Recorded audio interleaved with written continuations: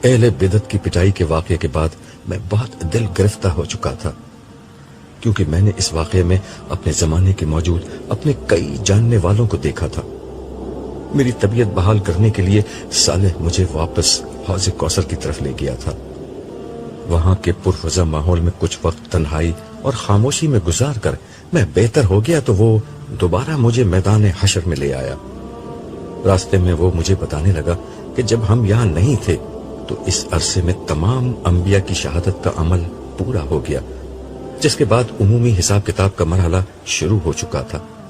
اس کا آغاز بھی امت محمدیہ سے ہوا، جس کا بڑا حصہ حساب کتاب سے گزر کر اپنے بارے میں اللہ تعالیٰ کا فیصلہ سن چکا ہے۔ اس کا مطلب یہ ہوا کہ ایک انتہائی اہم موقع پر میں یہاں موجود نہیں تھا۔ ہاں ایسا ہی ہے، لیکن جنت میں جانے کے بعد جب چاہو اس حساب کتاب کی آڈیو ویڈیو ریکارڈنگ دیکھ سکو گے۔ اس نے ہنستے ہوئے میری بات کا جواب دیا۔ مگر بھائی، لائیو مشاہدہ تو لائیو ہی ہوا کرتا ہے۔ میں نے بھی مسکراتے ہوئے اس کی بات کا جواب دیا۔ ایک بڑی دلچسپ چیز جو یہاں ہوئی وہ میں تمہیں بتا دیتا ہوں۔ ہوا یہ کہ جب رسول اللہ صلی اللہ علیہ وسلم کی امت کے مشرکین کو ان کے شرک پر پکڑا گیا تو ان کی ایک بڑی تعداد نے صاف انکار کر دیا کہ وہ کسی شرک میں مبتلا تھے۔ ان انکار کرنے والوں میں بعد کے زمانے کے لوگ ہی نہیں، کفار مکہ بھی تھے جو بتوں کی پوجا کرتے تھے۔ اس کا سبب یہ تھا کہ آج سب نے اپنی آنکھوں سے دیکھ لیا ہے کہ اللہ تعالیٰ کے علاوہ کسی کے ہاتھ میں کچھ نہیں ہے۔ ان لوگوں نے پہل تو اپنی دیوی دیوتاؤں اور بزرگوں کو پکارا اور ان کو تلاش کیا۔ ظاہر ہے کہ نہ کوئی تھا اور نہ کسی نے جواب دینا تھا۔ فرشتے اور صالح بزرگ جنہیں اللہ کو چھوڑ کر پکارا جاتا تھا، انہوں نے تو ان لوگوں کے شرک سے صاف انکار کر دیا تھا۔ اس کے بعد ایک ہی چارہ بچا تھا کہ یہ لوگ اپنے شرک کا صاف انکار کر دیں، مگر ظاہر ہے اس کا کوئی فائدہ نہیں ہوا۔ ایسے تمام مجرموں کے لیے جہنم کا فیصلہ ہو گیا۔ اس وقت کس کا حساب کتاب ہو رہا ہے؟ میں نے دریافت کیا۔ اس وقت تمہارے زمانے کے لوگوں کا نمبر آ چکا ہے، اسی لیے میں تمہیں یہاں لے آیا ہوں۔ تم دیکھ سکتے ہو کہ ایک ایک کر کے لوگ حساب کتاب کے لیے بلائے جا رہے ہیں۔ ہر شخص 2 فرشتوں کے ساتھ بارگاہ الہی میں پیش ہوتا ہے۔ ایک فرشتہ پیچھے پیچھے چلتا ہے اور اپنی نگرانی میں اسے عرش تک پہنچاتا ہے، جبکہ دوسرا فرشتہ بندے کے ساتھ اس کا نامہ اعمال اٹھائے چلتا ہے۔ ان میں سے پیچھے والے فرشتے کو سائق اور نامہ اعمال لے کر ساتھ چلنے والے کو شہید کہا جاتا ہے۔ سائق وہ فرشتہ ہے جو بندے کو حشر کے میدان سے عرش الہی تک پہنچانے کا ذمہ دار ہے، جبکہ شہید اس کے اعمال کی گواہی دیتا ہے۔ یہ وہی 2 فرشتے ہیں جو زندگی بھر انسان کے دائیں اور بائیں سمت موجود رہے۔ دائیں والا نیک اعمال اور بائیں والا بد اعمالیاں لکھتا تھا۔ ان کو قرآن مجید میں کرامن کاتبین کہا گیا تھا۔ مگر یہاں آ کر ان میں سے کون سائق اور کون شہید بنتا ہے؟ میں نے پوچھا۔ اس کا علم اللہ تعالیٰ کو ہے۔ وہی بندے کی پیشی سے قبل کرامن کاتبین کو مطلع کرتے ہیں کہ دونوں میں سے کس کو کیا کرنا ہے۔ ہم وہاں پہنچے تو ایک سرکاری افسر اللہ تعالیٰ کی بارگاہ میں پیش تھا۔ اس سے پوچھا گیا، کیا عمل ہے؟ اس نے لرزتے ہوئے جواب دیا، پروردگار، مجھ سے زندگی میں کچھ غلطیاں ہوئی تھیں، مگر بعد میں نے تیرے لیے بہت عبادت اور ریاضت کی، اپنی زندگی تیرے دین کے لیے وقف کر دی۔ اسی اثنا میں اس کے ساتھ کھڑے فرشتے کو اشارہ ہوا۔ اس نے کہا، پروردگار، اس نے سچ کہا ہے۔ پوچھا گیا، تم ایک سرکاری ملازم تھے، کیا تم نے رشوت لی، لوگوں کو تنگ کر کے ان سے پیسے کھائے، ناجائز طریقے سے قانون سخت کر کے لوگوں کو رشوت دینے کے لیے مجبور کیا؟ اس نے عرض کیا، یہ میں نے کیا تھا، لیکن میں نے توبہ کر لی تھی۔ تو نے توبہ کر لی تھی؟ انتہائی غضبناک آواز میں سوال کیا گیا۔ اس کے منہ سے جواب میں ایک لفظ نہیں نکل سکا۔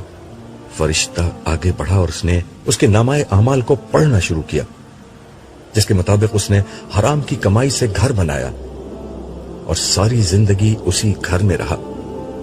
انویسٹمنٹ کر کے مال کو خوب بڑھایا, بچوں کو اسی پیسے سے اعلیٰ تعلیم دلوائی, بیوی کو خوب زیورات بنا کر دیے. یہ اس مال سے اپنی موت تک فائدہ اٹھاتا رہا. البتہ زبان سے توبہ ضرور کی تھی اور ریٹائرمنٹ کے بعد داڑھی, ٹوپی, نماز وغیرہ سب شروع کر دی تھی. جیسے ہی فرشتے کا بیان ختم ہوا, حکم ہوا, اس کا نامہ اعمال میزان میں رکھو. دائیں ہاتھ کے فرشتے نے اس کی نیکیاں الگ کر کے میزان عدل میں دائیں طرف رکھ دی اور بائیں ہاتھ کے فرشتے نے اس کی برائیاں بائیں طرف رکھ دی. وہ سرکاری افسر انتہائی بے بسی اور خوف کے ساتھ یہ سب ہوتا دیکھ رہا تھا. فرشتوں نے اپنا کام جیسے ہی ختم کیا, نتیجہ سامنے آ گیا. الٹے ہاتھ کا پلڑا مکمل طور پر جھک گیا تھا. اس نے ظلم و ناانصافی اور رشوت سے جو کچھ حرام کمایا تھا اور لوگوں کے ساتھ جو زیادتیاں کی تھیں, وہ اس کے سارے نیک اعمال پر غالب آ گئی.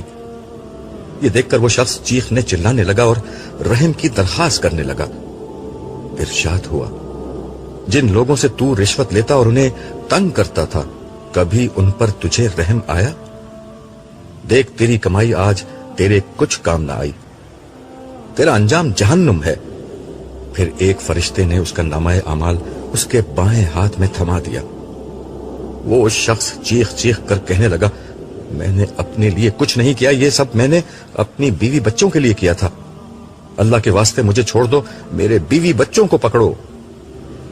فرشتوں نے جواب دیا, تیرے بیوی بچوں کا حساب بھی ہو جائے گا, پہلے تو چل. پھر دونوں فرشتے اسے مارتے اور گھسیٹتے ہوئے جہنم کی سمت لے گئے. اگلا شخص پولیس کا ایک سینئر افسر تھا. اللہ تعالیٰ نے اسے مخاطب ہی نہیں کیا. اس کے ساتھ آنے والے فرشتے سے پوچھا کہ اس کے نامہ اعمال میں کیا درج ہے. اس کے جواب میں فرشتے نے اس کی ساری زندگی کے جرائم بیان کر دیے, جن میں بے گناہ لوگوں پر ظلم, بعض معصوموں کا قتل, جوئے اور بدکاری کے اڈوں کی سرپرستی, بدکاری اور شراب نوشی, رشوت اور عیاشی جیسے سنگین جرائم شامل تھے. جبکہ نیکیوں میں صرف عید کی وہ نمازیں تھیں جو حالت مجبوری میں حکمرانوں کے ساتھ عیدگاہ میں ادا کی جاتی تھیں. پوچھا گیا, تمہیں اپنی صفائی میں کچھ کہنا ہے؟ اس نے کہا, پروردگار, میرے حالات ہی ایسے تھے, ہر طرف رشوت کا ماحول تھا. میں یہ سب نہیں کرنا چاہتا تھا, مگر افسران کا دباؤ اور ماحول کی جبر کی بنا پر مجبور ہو گیا. انتہائی سخت آواز میں کہا گیا, تو تم مجبور ہو گئے تھے؟ پھر حکم ہوا, اس کے ماتحت کام کرنے والے ایک جونیئر افسر کو پیش کیا جائے. تھوڑی ہی دیر میں ایک انتہائی خوش شکل شخص بہت اعلیٰ اور نفیس لباس زیب دن کیے ہوئے حاضر ہوا.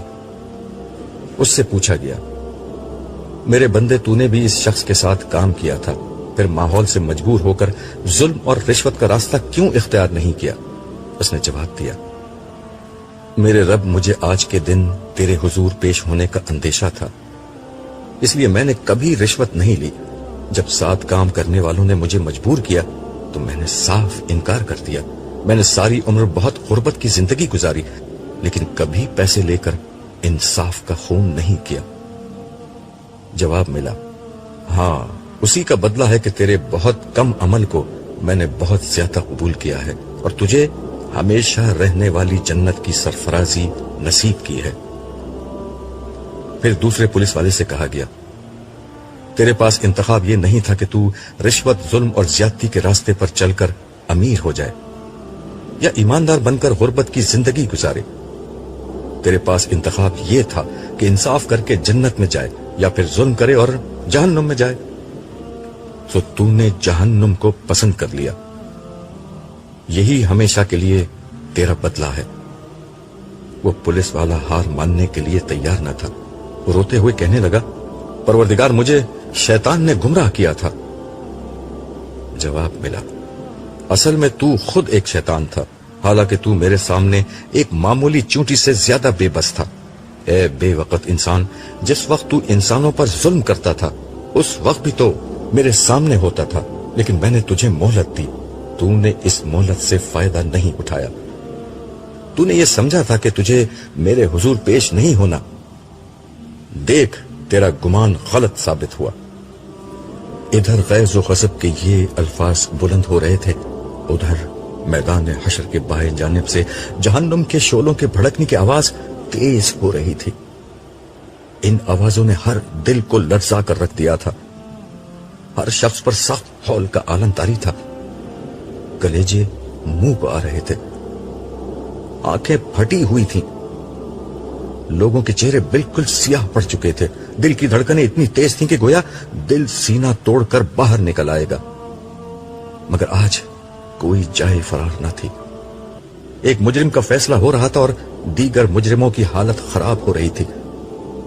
وقت کے فرعون و طاقتور ہستیاں، جابر حکمران، بے انتہا دولت کے خزانوں کے مالک، مشہور ترین سیلیبریٹیز، انتہائی اثر و رسوخ والے لوگ، سب معمولی غلاموں بلکہ بھیڑ بکریوں کی طرح بے بسی سے کھڑے اپنی قسمت کے فیصلے کے منتظر تھے. اور آج انہیں بچانے والا کوئی نہ تھا. پھر اس کا اعمال نامہ تولا کیا، جس میں حسب توقع الٹے ہاتھ کا پلڑا بھاری ہو گیا. فرشتے نے آگے بڑھ کر نامہ اعمال اس کے بائیں ہاتھ میں تھمانا چاہا، مگر اس نے ڈر کے مارے ہاتھ پیچھے کر لیا. فرشتے کے مقابلے میں اس کی کیا حیثیت تھی؟ فرشتے نے اس کے ہاتھ پیچھے ہی کی سمت باندھ کر ان بندھے ہوئے ہاتھوں میں سے الٹے ہاتھ میں نامہ اعمال تھما دیا. پھر دونوں فرشتے اسے مارتے پیٹتے ان شعلوں کی طرف بڑھ گئے جہاں بدترین انجام اس کا منتظر تھا. اگلا شخص ایک بہت دولت مند آدمی تھا. پوچھا گیا، دولت کے خزانے تو پیچھے چھوڑ آئے ہو، یہ بتاؤ کہ مال کیسے کمایا اور کیسے خرچ کیا تھا؟ اس نے جواب دیا، پروردگار میں کاروبار کرتا تھا، اس سے جو مال کمایا وہ غریبوں پر خرچ کیا. فرشتے کو اشارہ ہوا. اس نے تفصیل بیان کرنا شروع کی، جس کے مطابق اس شخص نے زندگی بھر کھربوں روپے کمائے. ابتدائی زندگی میں چھوٹے کاروبار سے آغاز کیا.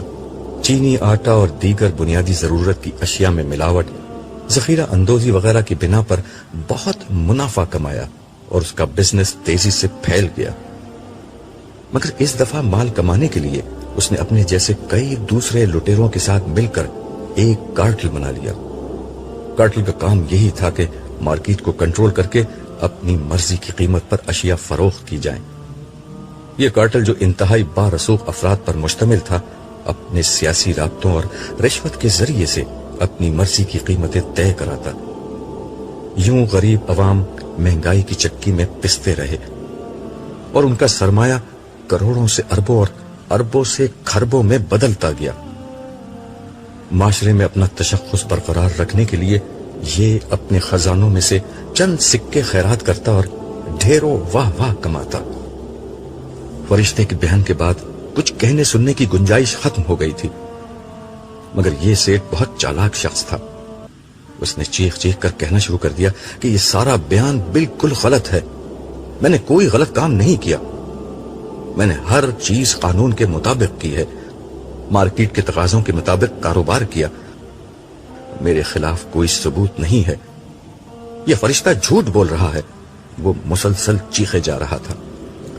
آواز آئی، تو تجھے ثبوت چاہیے، وہ بھی مل جائے گا. ان الفاظ کے ساتھ ہی سیٹ کی آواز بند ہو گئی. یکایک اس کے ہاتھ سے آواز آنا شروع ہو گئی. کم و بیش وہی بیان دہرایا گیا جو فرشتے نے دیا تھا. پھر ایسی ہی گواہی اس کے پیروں سے آنا شروع ہو گئی اور رفتہ رفتہ پورے جسم نے اس کے خلاف گواہی دے دی، حتیٰ کہ اس کے سینے نے اس کے دل کی وہ نیت بھی بیان کر دی جو فرشتوں کے ریکارڈ میں درج نہ تھی. اس گواہی کے بعد کہنے سننے کی ساری گنجائش ختم ہو گئی اور وہی انجام سامنے آ گیا جو پچھلوں کے سامنے آیا تھا.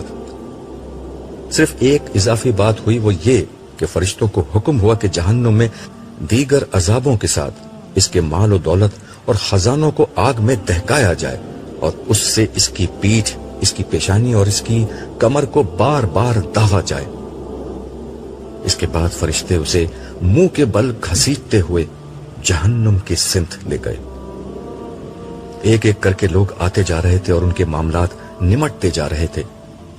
चंद लोगों का मामला बड़ा ही इबरतनाक था। उनमें से पहला शख्स आया तो महसूस हुआ कि उसके नामाए अमाल में नेकियों के पहाड़ हैं। इबादत, रियाजत, नवाफिल, अस्कार, नमाज, रोजा, ज़कात, हज और उम्रे की कतार थी जो उसके नामाए अमाल से खत्म ही नहीं हो रही थी। मगर उसके बाद फरिश्ते ने उसके नामाए अमाल में मौजूद उन अमाल को पढ़ना शुरू किया जिनका ताल्लुक मखलूक खुदा के साथ था। तो मालूम हुआ कि किसी को गाली दी, किसी पर तोहमत लगाई है, किसी को मारा पीटा है। चुनाचे बारगाह इलाही से फैसला हुआ कि सारे मजलूमों को बुला लो। उसके बाद हर मजलूम को इसके हिस्से की नेकियां दे दी गईं। कुछ मजलूम फिर भी रह गए तो हुक्म हुआ कि उनके गुनाह इसके खाते में डाल दो। इसके बाद जब अमाल का वजन हुआ तो उल्टे हाथ का पलड़ा बिल्कुल झुक गया। वो शख्स चीखता चिल्लाता रहा मगर उसकी एक ना चली और फरिश्ते उसे खींचते हुए जहन्नुम की सिमत ले गए। कुछ लोग ऐसे आए जिनका अंजाम देखकर मुझे अपनी फिक्र पड़ गई। उनमें से एक आलिम था। वो पेश हुआ तो अल्लाह ताला ने उसे अपनी सारी नेमतें याद दिलाई और फिर उससे पूछा कि तुमने जवाब में क्या किया। उसने अपनी इल्मी और दावती कारनामे सुनाने शुरू किए। जवाब में उसे कहा गया कि तू झूठ बोलता है, तूने ये सब इसलिए किया कि तुझे आलिम कहा जाए। सो दुनिया में कह दिया गया। फैसले का नतीजा साफ था। चुनाचे फरिश्ते उसे मुंह के बल घसीटते हुए जहन्नम की सिमत ले गए। ऐसा ही मामला एक शहीद और एक सखी के साथ हुआ। उनसे भी वही सवाल हुआ। उन्होंने भी अपने कारनामे सुनाए मगर हर दफा यही जवाब मिला कि तुमने जो कुछ किया दुनिया में लोगों को दिखाने और उनकी नजरों में मकाम पाने के लिए किया। सो वही तारीफ तुम्हारा बदला है। ना मेरे लिए कुछ किया, ना मेरे पास देने के लिए कुछ है। इन्हें भी जहन्नुम की सिमत रवाना कर दिया गया। इन लोगों का हिसाब किताब हो रहा था और मैं हिसाब किताब लगा रहा था कि मैंने कितने काम अल्लाह के लिए किए हैं और कितने लोगों की नजरों में मकाम व बढ़ाई पाने के लिए। एहतसाब और फैसलों के अमल में बास अजीब व गरीब और नाकाबिल तसव्वुर बातें सामने आ रही थी। दुनिया में होने वाली साजिशों, मारूफ लोगों के कत्ल, घरेलू, दफ्तरी, मुल्की और बैनुल अक़वामी सतह पर होने वाले वाक़यात के पीछे कार फरमा अवामिल, उनमें मुलव्विस अफराद, खुफिया मुलाकातों की रोदाद, बंद कमरों की सरगोशियां, बस हर चीज आज के दिन खुल रही थी। इज्जतदार जलील बन रहे थे, शुरफा बदकार निकल रहे थे, मासूम गुनाहगार साबित हो रहे थे। लोग जिंदगी भर जिस परवरदिगार को भूल कर जीते रहे वो उनके हर लम्हे का गवाह था। कोई लफ्ज न था जो रिकॉर्ड ना हुआ हो और कोई नियत और कोई ख्याल ऐसा न था जो उसके इल्म में ना आया हो। राई के दाने के बराबर भी कोई अमल न था जो किया गया हो और उसका इंदराज एक किताब में ना कर लिया गया हो। और आज के दिन ये सब कुछ सब लोगों के सामने इस तरह खोल दिया गया था कि हर इंसान गोया बिल्कुल बरहना खड़ा हुआ था। मैं ये सब कुछ सोच रहा था और दिल में लरस रहा था कि अगर मेरी गलतियां और कोताहियां भी आज सामने आ गई तो क्या होगा। कोई और सजा ना मिले, इंसान को सिर्फ बेपर्दा ही कर दिया जाए, यही आज के दिन की सबसे बड़ी सजा बन जाएगी। सालेह ने गालिबन मेरे ख्यालात को पढ़ लिया था। वो मेरी पीठ थपथपाते हुए बोला, परवरदिगार आलम की करीम हस्ती अपने नेक बंदों को रुसवा नहीं करेगी। उसकी करम नवाजी अपने साले बंदों की इस तरह पर्दा पोशी करेगी कि उनकी कोई खता और गुनाह, कोई लफ्जिश और भूल लोगों के सामने नहीं आएगी। तुम बेफिक्र रहो, खुदा से ज्यादा आला ज़र्फ हस्ती तुम किसी और की ना देखोगे। बेशक, मगर इस वक्त तो मैं खुदा की गिरफ्त देख रहा हूं। इस तरह की जहन्नुम की सजा सुनाने से कबल बदकारों के चेहरे से शराफत और मासूमियत का नकाब नोच कर फेंका जाता है और फिर उनको अजाब की नजर किया जाता है। मैंने अंदेशानाक लहजे में जवाब दिया। सालेह ने मुझे इत्मीनान दिलाते हुए कहा, यह सिर्फ मुजरिमों के साथ हो रहा है। जिस्मानी अजाब से कबल उन्हें रुसवाई का ज़हनी अजाब दिया जाता है। सालेहीन के साथ यह हरगिज़ नहीं होगा। ہم یہ گفتگو کر رہے تھے کہ ایک اور شخص کو بارگاہ الوہیت میں پیش کیا گیا. اس نے پیش ہوتے ہی بارگاہ ازدی میں عرض کیا، پروردگار، میں بہت غریب گھرانے میں پیدا ہوا تھا. بچپن بہت غربت میں گزرا. جوانی میں مجھ سے کچھ غلطیاں ہو گئی تھی، لیکن تو مجھے معاف کر دے. فرشتے سے مخاطب ہو کر پوچھا گیا، کیا واقعی اسے میں نے غربت سے آزمایا تھا؟ فرشتے نے ادب سے عرض کیا، مالک یہ ٹھیک کہتا ہے، لیکن یہ جنہیں غلطیاں کہہ رہا ہے وہ اس کے بدترین جرائم ہیں. یہ ایک رہزن بن گیا تھا. چند روپوں اور موبائل جیسی معمولی چیزیں چھیننے کے لیے اس نے کئی لوگوں کو مار ڈالا اور کئی لوگوں کو زخمی کیا تھا.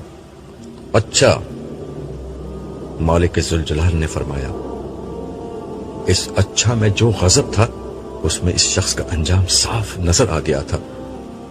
پھر قہر الہی بھڑک اٹھا، اے ملعون شخص، میں نے تجھے غریب تو پیدا کیا تھا، لیکن بہترین جسمانی صحت اور صلاحیت سے یہ موقع دیا تھا کہ تو زندگی میں ترقی کی کوشش کرتا. تو یہ کرتا تو میں تجھے مال سے نواز دیتا، کیونکہ تجھے اتنا ہی رزق ملنا تھا جو تیرے لیے مقدر تھا. مگر تو نے اس رزق کو خون بہا کر اور ظلم کر کے حاصل کیا. آج تیرا بدلہ یہ ہے کہ ہر وہ شخص جس کو تو نے قتل کیا اور جس پر ظلم کیا، اس کے گناہوں کا بوجھ بھی تجھے اٹھانا ہوگا.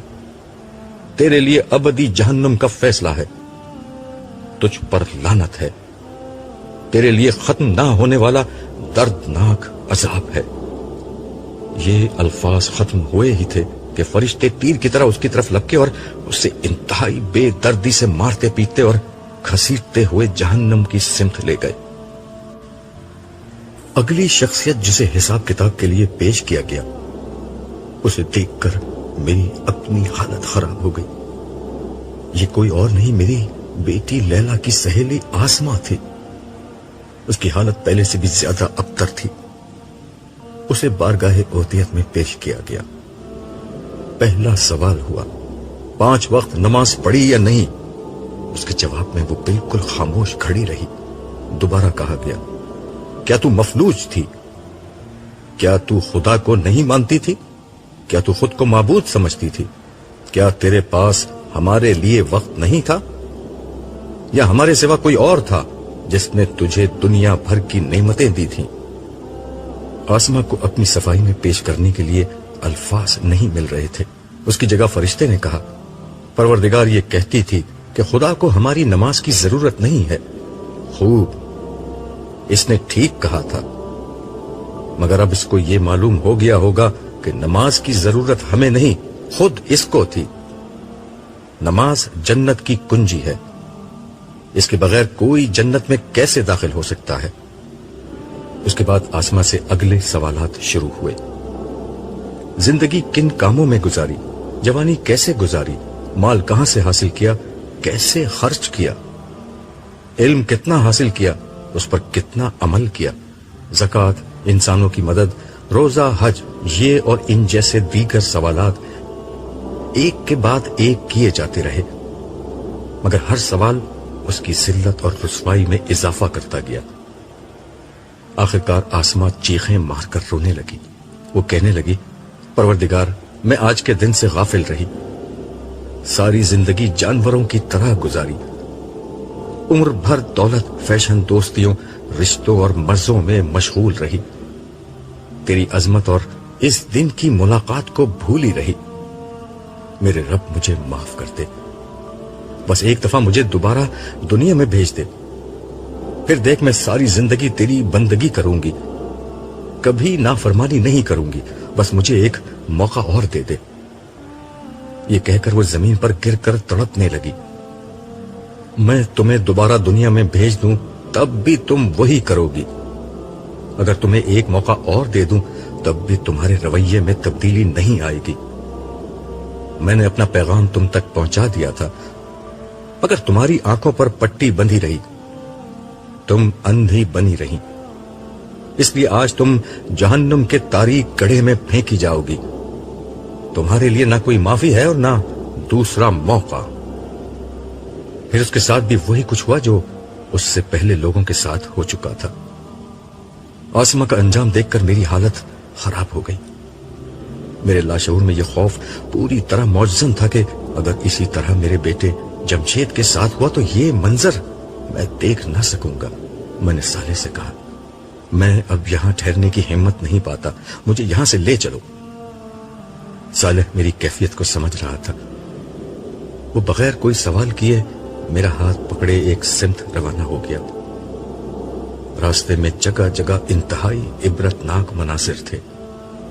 ان گنت صدیوں تک میدان حشر کے سخت ترین ماحول کی اذیتیں اٹھا کر لوگ آخری درجے میں بدحال ہو چکے تھے. دولت مند, طاقتور, بارسوخ, ذہین, حسین, صاحب اقتدار اور ہر طرح کی صلاحیت کے حاملین اس میدان میں زبون حال پھر رہے تھے. ان کے پاس دنیا میں سب کچھ تھا, بس ایمان و عمل و صالح کا ذخیرہ نہیں تھا. یہ پائے ہوئے لوگ آج سب سے زیادہ محروم تھے. یہ خوشحال لوگ آج سب سے زیادہ دکھی تھے. یہ آسودہ حال لوگ آج سب سے زیادہ بدحال تھے. ہزاروں برس سے خوار و خراب یہ لوگ موت کی دعائیں کرتے, رحم کی امید باندھے, کوئی سفارش اور شفاعت ڈھونڈتے ہوئے پریشان حال گھوم رہے تھے. کہیں عذاب کے فرشتوں سے مار کھاتے, کہیں بھوک اور پیاس سے نڈھال ہوتے, کبھی دھوپ کی شدت سے بے حال ہوتے. یہ لوگ نجات کے لیے کچھ بھی کرنے کو تیار تھے. اپنی اولادوں کو, اپنے بیوی بچوں کو, اپنی ساری دولت کو, ساری انسانیت کو فدیے میں دے کر آج کے دن کی پکڑ سے بچنا چاہتے تھے. مگر یہ ممکن نہ تھا. وہ وقت تو گزر گیا جب چند روپے خرچ کر کے کچھ وقت دے کر جنت کی اعلیٰ ترین نعمتوں کا حصول ممکن تھا. یہ لوگ ساری زندگی کیریئر, اولاد اور جائیداد پر انویسٹ کرتے رہے. کاش یہ لوگ آج کے اس دن کے لیے بھی انویسٹ کر لیتے تو اس حال کو نہ پہنچتے. میدان حشر میں بار بار لوگوں کا نام پکارا جاتا. جس کا نام لیا جاتا 2 فرشتے تیزی سے اس کی سمت جھپٹتے اور اس کو لے کر پروردگار کے حضور پیش کر دیتے. لگتا تھا کہ فرشتے مسلسل اپنے شکار پر نگاہ رکھے ہوئے ہیں اور لاکھوں کروڑوں کے اس مجمع سے بلا تردد اپنے مطلوب شخص کو ڈھونڈ لیتے ہیں. میری متلاشی نگاہیں لاشعوری طور پر جمشید کو ڈھونڈ رہی تھیں, مگر وہ مجھے کہیں نظر نہ آیا. صالح میری کیفیت کو بھانپ کر بولا میں جان بوجھ کر تمہیں اس کے پاس نہیں لے جا رہا. اس کی بیوی, بچے, ساس, سسر سب کے لیے پہلے ہی جہنم کا فیصلہ سنایا جا چکا ہے اور کچھ نہیں معلوم کہ اس کا کیا انجام ہوگا. بہتر یہ ہے کہ تم اس سے نہ ملو یہاں تک کہ اللہ تعالیٰ خود کوئی فیصلہ کر دیں. اس کی بات سن کر ہونا تو یہ چاہیے تھا کہ میری کیفیت بہت اداس اور غمگین ہو جاتی, لیکن نہ جانے میرے دل میں ایک احساس پیدا ہوا. میں صالح سے کہنے لگا میرے رب کا جو فیصلہ ہوگا وہ مجھے قبول ہے. میں اپنے بیٹے سے جتنی محبت کرتا ہوں, میرا مالک, میرا انداتا اس سے ہزاروں گنا زیادہ اپنے بندوں سے محبت کرتا ہے. بلکہ ساری مخلوقات اپنی اولاد کو جتنا چاہتی ہے, میرا رب اس سے بڑھ کر اپنے بندوں پر شفقت فرمانے والا ہے. جمشید کی معافی کی اگر 1% بھی گنجائش ہے تو یقیناً اسے معاف کر دیا جائے گا, اور اگر وہ کسی صورت معافی کے لائق نہیں تو رب کے ایسے کسی مجرم سے مجھے کوئی ہمدردی نہیں, چاہے وہ میرا اپنا بیٹا ہی کیوں نہ ہو. میری بات سن کر صالح مسکرایا اور بولا تم بھی بہت عجیب ہو. اتنے عجیب ہو کہ بس, ہاں شاید میں عجیب ہوں مگر ایک کریم رب کا بندہ ہوں. اس نے میرے قلب پر سکینت نازل کر دی ہے. اب مجھے کسی کی کوئی پرواہ نہیں. ویسے ہم جا کہاں رہے ہیں؟ یہ ہوئی نا بات, اب تم لوٹے ہو, اب تم دوبارہ ایک باپ سے عبداللہ بنے ہو. لیکن میں تمہیں یہ بتا دوں کہ ابھی تک لوگوں کی نجات کا امکان ہے. اللہ تعالیٰ میدان حشر کی اس سختی کو بہت سے لوگوں کے گناہوں کی معافی کا سبب بنا کر ان کے نیک اعمال کی بنا پر انہیں معاف کر رہے ہیں. تم نے اتفاق سے سارے مجرموں کا حساب کتاب ہوتے دیکھ لیا, مگر کچھ لوگوں کو ابھی بھی معاف کیا جا رہا ہے, اس لیے کہ خدا کے انصاف میں کوئی سچی نیکی کبھی ضائع نہیں جاتی۔ میں نے صالح کی بات کے جواب میں کہا، بے شک میرا رب بڑا قدردان ہے، مگر ہم کہاں جا رہے ہیں؟ ہم دراصل جہنم کی سمت جا رہے ہیں۔ میں تمہیں اب اہل جہنم سے ملوانا چاہ رہا ہوں۔ تو کیا ہم جہنم میں جائیں گے؟ نہیں، یہ بات نہیں۔ اس وقت اہل جہنم کو جہنم کے قریب پہنچا دیا گیا ہے۔ یہ جو تم میدان دیکھ رہے ہو، اس میں الٹے ہاتھ کی سمت ایک راستہ بتدریج گہرا ہو کر کھائی کی شکل اختیار کر لیتا ہے۔ جہنم کے 7 دروازے اسی کھائی سے نکلتے ہیں۔ جیسا کہ تم نے قرآن میں پڑھا ہے کہ ان 7 دروازوں میں 7 مختلف قسم کے مجرم داخل کیے جائیں گے۔ صالح مجھے یہ تفصیل بتا ہی رہا تھا کہ میں نے محسوس کیا کہ میدان میں نشیب کی سمت ایک راستہ اتر رہا تھا۔ ہم اس راستے پر نہیں بلکہ اس کے ساتھ ساتھ جو بلند زمین تھی اس پر چلتے رہے۔ تھوڑی دیر میں یہ راستہ تنگ ہو کر کھائی کی شکل میں تبدیل ہو گیا۔ ہم اوپر ہی تھے جہاں سے ہمیں نیچے کا منظر بالکل صاف نظر آ رہا تھا۔ اس راستے پر جگہ جگہ فرشتے تعینات تھے جو مجرموں کو مارتے گھسیٹتے ہوئے لا رہے تھے۔ تھوڑا آگے جا کر اس تنگ راستے یا کھائی پر رش بڑھنے لگا۔ یہاں کھوے سے کھوا چل رہا تھا۔ بد ہیبت اور بد شکل مرد و عورت اس جگہ ٹھسے پڑے تھے۔ یہ وہ ظالم اور فاسق و فاجر لوگ تھے جن کے انجام کا اعلان ہو چکا تھا، اور جہنم میں داخلے سے قبل انہیں جانوروں کی طرح ایک جگہ ٹھونس دیا گیا تھا۔ وقفے وقفے سے جہنم کے شعلے بھڑکتے اور آسمان تک بلند ہوتے چلے جاتے۔ ان کے اثر سے یہاں کا سارا آسمان سرخ ہو رہا تھا، جبکہ ان کے دہکنے کی آواز ان مجرموں کے دلوں کو دہلا رہی تھی۔ کبھی کبھار کوئی چنگاری جو کسی بڑے محل جتنی وسیع ہوتی اس کھائی میں گر جاتی، جس سے زبردست ہلچل مچ جاتی۔ لوگ آگ کے اس گولے سے بچنے کے لیے ایک دوسرے کو کچلتے اور پھلانگتے ہوئے بھاگتے۔ ایسا زیادہ تر اس وقت ہوتا جب کچھ بڑے مجرم اس گروہ کی طرف لائے جاتے تو آگ کا یہ گولا ان کا استقبال کرنے آتا، جس کے نتیجے میں ان لوگوں کی اذیت اور تکلیف میں اور اضافہ ہو جاتا۔ صالح نے ایک سمت اشارہ کر کے مجھ سے کہا، وہاں دیکھو۔ جیسے ہی میں نے اس سمت دیکھا تو مجھے وہاں کی ساری آوازیں صاف سنائی دینے لگی۔ یہ کچھ لیڈر اور ان کے پیروکار تھے جو آپس میں جھگڑ رہے تھے۔ پیروکار اپنے لیڈروں سے کہہ رہے تھے کہ ہم نے تمہارے کہنے پر حق کی مخالفت کی تھی۔ تم کہتے تھے کہ ہماری بات مانو، تمہیں اگر کوئی عذاب ہوگا تو ہم بچا لیں گے۔ کیا آج ہمارے حصے کا کوئی عذاب تم اٹھا سکتے ہو، یا کم از کم اس سے نکلنے کا کوئی راستہ ہی بتا دو؟ تم تو بڑے ذہین اور ہر مسئلے کا حل نکالنے والے لوگ تھے۔ وہ لیڈر جواب دیتے، اگر ہمیں کوئی راستہ معلوم ہوتا تو پہلے خود نہ بچتے۔ ویسے ہم نے تو تم سے نہیں کہا تھا کہ جو ہم کہیں وہ ضرور مانو۔ ہم نے زبردستی تو نہیں کی تھی۔ ہمارے راستے پر چلنے میں تمہارے اپنے مفادات تھے۔ اب تو ہم سب کو مل کر اس عذاب کو بھگتنا ہوگا۔ اس پر پیروکار کہتے، اے اللہ، ہمارے ان لیڈروں نے ہم کو گمراہ کیا، ان کو دگنا عذاب دے۔ جواب میں وہ لیڈر جھنجھلا کر کہتے کہ ہمیں بد دعا دے کر تمہاری اپنی حالت کون سی بہتر ہو جانی ہے۔ اس گفتگو پر صالح نے یہ تبصرہ کیا، ان سب کے لیے ہی دگنا عذاب ہوگا، کیونکہ جو پیروکار تھے وہ بعد والوں کے لیڈر بن گئے اور ان کو اسی طرح گمراہ کیا۔ دیکھو ان کے مزید پیروکار آ رہے ہیں۔ میں نے دیکھا تو واقعی اس ہجوم میں دھکم پیل شروع ہو گئی، کیونکہ کچھ اور لوگ ان کی طرف آئے تھے۔ وہ لیڈر بولے، ان بدبختوں کو بھی یہیں آنا تھا، پہلے ہی جگہ اتنی تنگ ہے، یہ بدبودار لوگ اور آ گئے۔ نئے آنے والے اس بدترین استقبال پر آپے سے باہر ہو گئے۔ ایک نیا جھگڑا شروع ہو گیا جو تھوڑی دیر میں مار پیٹ میں تبدیل ہو گیا۔ اہل جہنم ایک دوسرے کو برا بھلا کہتے، گالیاں بکتے، باہم دست و گریباں ہو گئے۔ لاتے گھونسے، دھکم پیل اور چیخ و پکار کے اس حبس زدہ ماحول میں لوگوں کی جو حالت ہو رہی تھی، ظاہر میں صرف دیکھ اور سن کر اس کا اندازہ نہیں کر سکتا تھا، مگر مجھے یقین تھا کہ یہ لوگ اپنی دنیا کی زندگی کو یاد کر کے ضرور رو رہے ہوں گے، جس میں ان کے پاس سارے مواقع تھے، مگر جنت کی نعمت کو چھوڑ کر انہوں نے اپنے لیے جہنم کی اس وحشت کو پسند کر لیا۔ صرف چند روزہ مزوں، فائدوں، خواہشات اور تعصبات کی خاطر؟ صالح مجھ سے کہنے لگا، ابھی تو یہ لوگ جہنم میں گئے ہی نہیں، وہاں تو اس سے کہیں بڑھ کر عذاب ہوگا۔